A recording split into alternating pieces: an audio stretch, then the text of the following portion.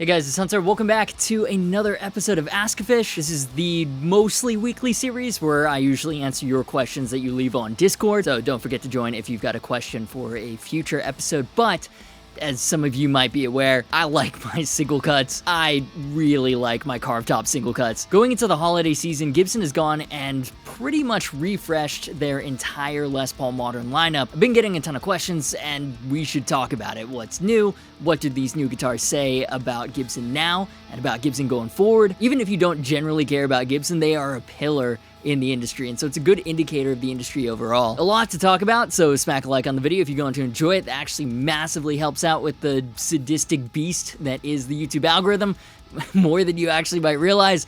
Let's get into it. First up is the brand new Les Paul Modern Lite. This is the most affordable out of the new offerings, and I actually really like these. I take exception with the name though. Les Paul Modern Lite seems like this is a stripped down, more wallet-friendly version of the Les Paul Modern, but spec-wise, it's pretty far removed from what makes the Les Paul Modern the Les Paul Modern. No compound fingerboard radius, 498T, 490R pickups instead of burst buckers, no modern neck heel contour for better upper fret access, not even locking tuners. None of this is really knocking the specs, by the way. My point is just, despite the name, this is a very different guitar to the Les Paul Modern that has been available for the past couple of years. What it does have, though, is a thinner body with a belly cut, very ESP-like.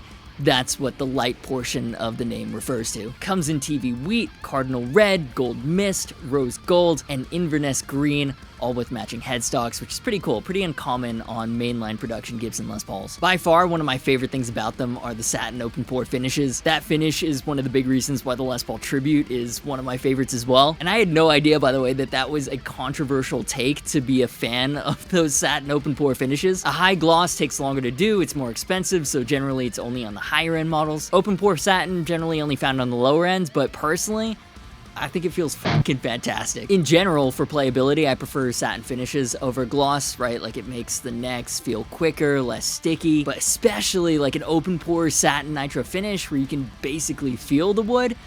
For me, it makes me feel more connected to the instrument, but that's why I liked relic instruments too, where a lot of the finish, a lot of the gloss has been worn off. Don't get me wrong, high gloss looks great, right? Like when you've got a shiny, pristine 10-top PRS or a Custom Plus, you want that high gloss finish to show off that figured top. Totally get it, looks amazing. But in terms of feel, nah, give me open pore satin or like an oiled finish every time. This video is getting a bit off the rails, so I'll stop now. I just can't believe people write open pore satin off because it's less expensive to do than a high gloss. Who cares? It feels fantastic, and it has the added benefit of being more wallet friendly. Like, are you kidding me? This is a win-win. Okay, for real this time, rant over, we move. $14.99, they sit between the Les Paul Studio and the Les Paul Tribute. As far as the current market goes, the pricing is correct, I guess, for a proper USA-made Gibson Les Paul. I don't know, man. Prices have inflated so quickly, it's hard to really tell.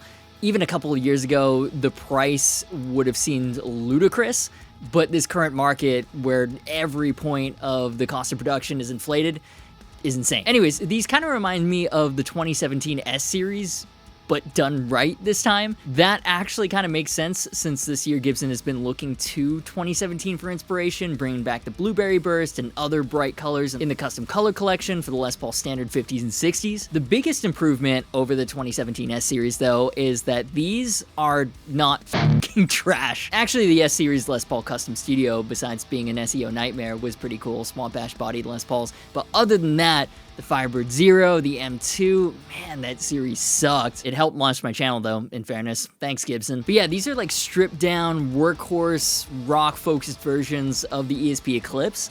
I'm into it. So with the thinner body, they're lighter than a normal Les Paul standard, closer to 7 pounds than 8, 9, even 10 sometimes. And I know that because of Sweetwater's Guitar Gallery. And now's a great time to mention that actually Sweetwater sponsored today's video. And who doesn't love Sweetwater? I love partnering with them because I was a customer way before they were a sponsor. Of course, you get the aforementioned Guitar Gallery so you can see exactly which guitars are in stock. Make sure you pick the right top, the right color, the right weight. There's a 55-point inspection before it ships to you, another layer of QC essentially to make sure everything's in working order. And if you're looking for a deal on used gear, they've got their gear exchange. As a seller, you can choose choose to get paid in cash, or if you choose Sweetwater credit, they'll waive all the seller fees. Extremely useful if you're offloading to fund a new gear purchase.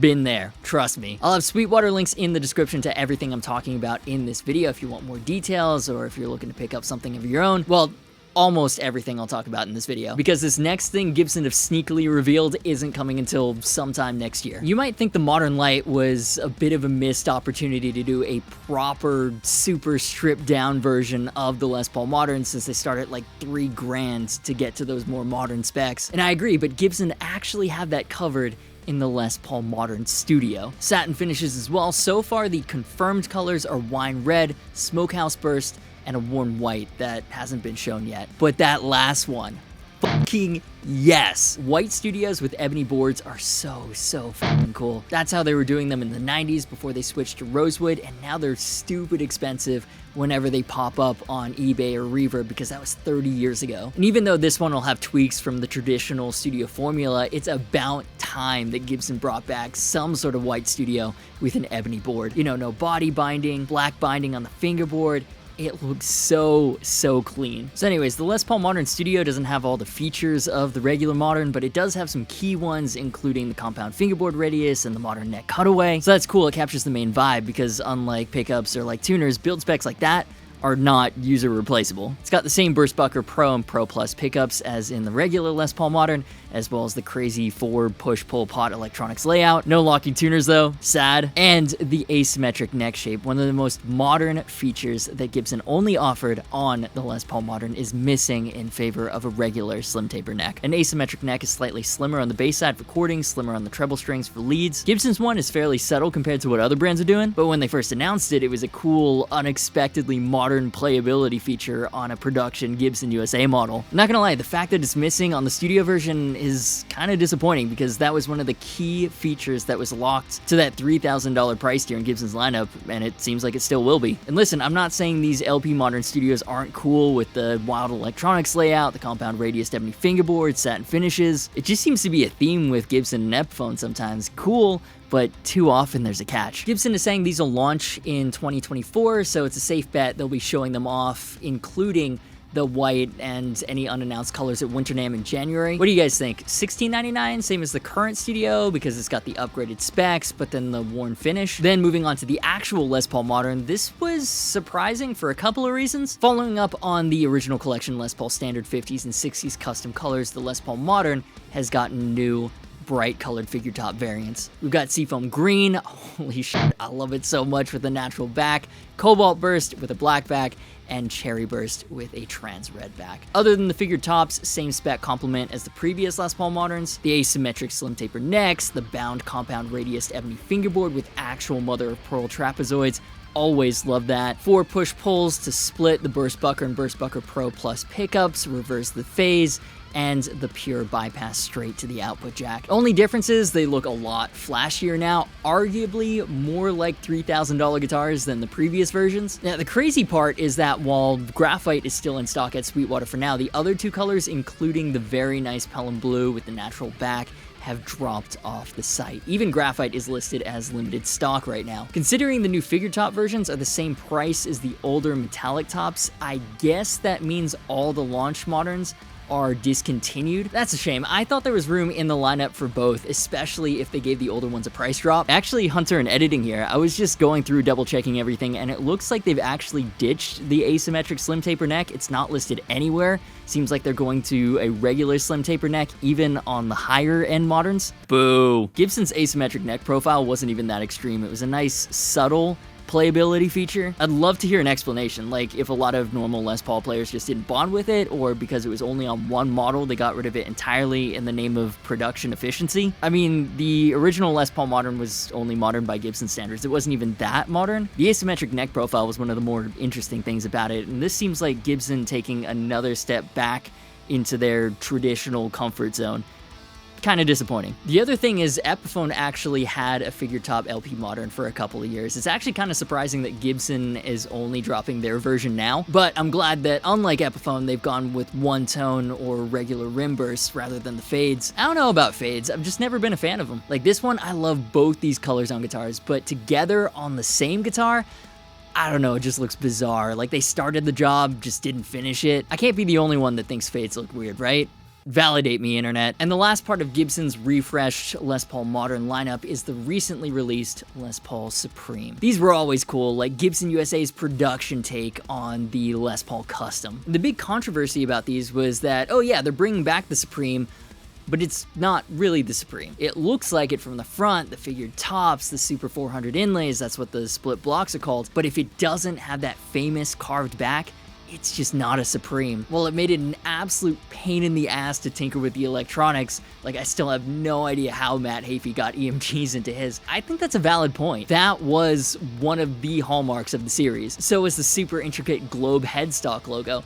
Both of those are not on the 2023 version of the Supreme. The 2 pickup version comes in Fireburst, in Trans Ebony Burst, and in Wine Red, all with AAA figured maple tops. There's a new headstock logo pulled from the Gibson Design Archives that, funnily enough, looks very similar to ESP's Navigator and Edwards headstock logo, even though it predates them both. And on the back, they're basically the Les Paul Modern. Locking tuners, same neck heel, and also that means no double body binding, which is a real shame. Personally, I think the Trans Ebony Burst looks really cool with the inlays and the new headstock logo.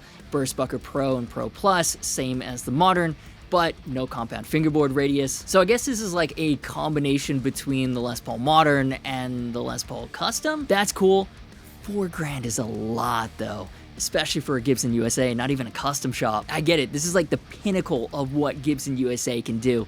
Personally though, if I'm dropping that much on a Supreme, I'm going for what in my mind is still a proper Supreme in all its double bound carved front and back glory. This one is cool, it's just a different guitar. Maybe they should have called this like the Supreme Modern or something. There's also a plain top Ebony 3 pickup version exclusive to Gibson's own website, 3 volume, 1 tone control layout. Absolutely love that. It's what I have on my 3 pickup G400. You can get some absolutely insane tones out of it by having individual control over each pickup like that. So that's the new stuff. That's what Gibson's been up to. And look, man, I'm a sucker for all things Les Paul. And I love bright color guitars, so what they're doing right now across the lineup is right up my alley. I'm still waiting for them to bring out something full balls to the wall metal in the lineup. Matt Hafey's been playing some pretty interesting blacked out Les Pauls loaded with fluences on his Twitch channel that he's hinted at a production run of a while back. We've also got Mark Morton and Dave Mustaine's Les Pauls coming out sometime next year probably. Those actually look really sick. Haters will say all the new models are just Gibson doing the same thing they've been doing for decades with a new coat of paint. And like, I can see where the haters are coming from because that's literally what the Les Paul 50s and 60s custom color collections are. That makes sense on the original collection, but even the modern collection, there are no 7 strings, no stainless steel frets, they're still using the modern neck contour instead of something like an ergonomic set through joint, but this is also Gibson. They were never gonna do any of that. So it seems like that's who these are really aimed after, existing Les Paul fans who are like, yeah, I could use another Les Paul. I don't have one in blue or in fuchsia yet, because spec-wise, none of these are a huge departure from what you can already get from Gibson's lineup or on the used market. I'd love a new one if I could justify it, but I'm stoked for the husks to start popping up on eBay in these bright colors now that more of them are being made. And it's difficult for Gibson, just like it's difficult for Fender. They have an entrenched legacy, and the classics sell. These modern series, I mean, they're not Ibanez, they're not ESPs, but as far as Gibson is concerned, they're classics with modern tweaks that won't enrage the existing fan base the way that fucking robot tuners did. Gibson fans who aren't as into Les Pauls, sorry. Custom color Explorers or Firebirds sound pretty sweet, but for right now, if you don't like Les Pauls or if you're a lefty, unlucky, get fucked. Something else that's pretty evident from these new models is Gibson's artificial product differentiation is still quite strong in the lineup. The Les Paul Modern Lite is at the lower end of the lineup, fair. Back in the day when lower end Gibsons were like $600, $700, sure, dot inlays are fine, but the way that inflation has hit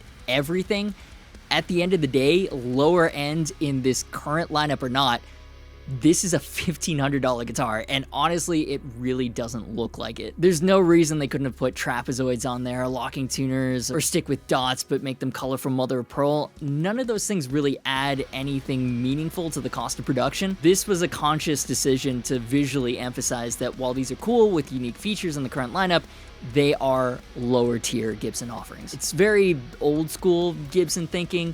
They've done it forever, and again, I think it made more sense a few years ago. I just feel like with how expensive even the lower tier Gibsons are, maybe it's time to reevaluate. Then again, they have that name on the headstock, so they'll probably fly off the shelves regardless. Basically, what do I know? We move. So yeah, I think all these are exciting because I already love Les Pauls, but if you don't, I can see why these are incredibly boring. Those are just some of my thoughts on the latest Gibson offerings. Here's where I'll throw it to you. What do you think of the refreshed modern Les Paul lineup? Are you hyped about any of the new stuff? Are you thinking of copping any? And especially if you're not really a Gibson person, but you've somehow watched me ramble on for however long this video ends up being, I want to hear from you. Do these modern branded models make you more interested in trying out a new Gibson, or nah, not really? Let me know what you're thinking down below. Hunter and editing again. So it looks like all the non-Sweetwater exclusive original collection studios and tributes have also dropped off the site, meaning we could be in for a total refresh on the traditional side of things next year as well. Custom color tributes maybe, a return of the gloss Alpine White Studio. My long shot prediction is they'll bring back ebony boards on the regular studios, same as the moderns, and use that as justification to raise the prices.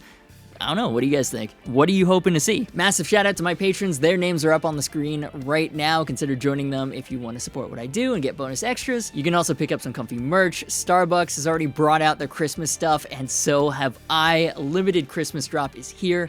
Use code TOOSOON to get 50% off everything in the store. All that really helps out. Really appreciate it. Social media, Discord, and affiliate links are in the description. As always, thank you so much for watching. You've been awesome, and I will see you for the next video.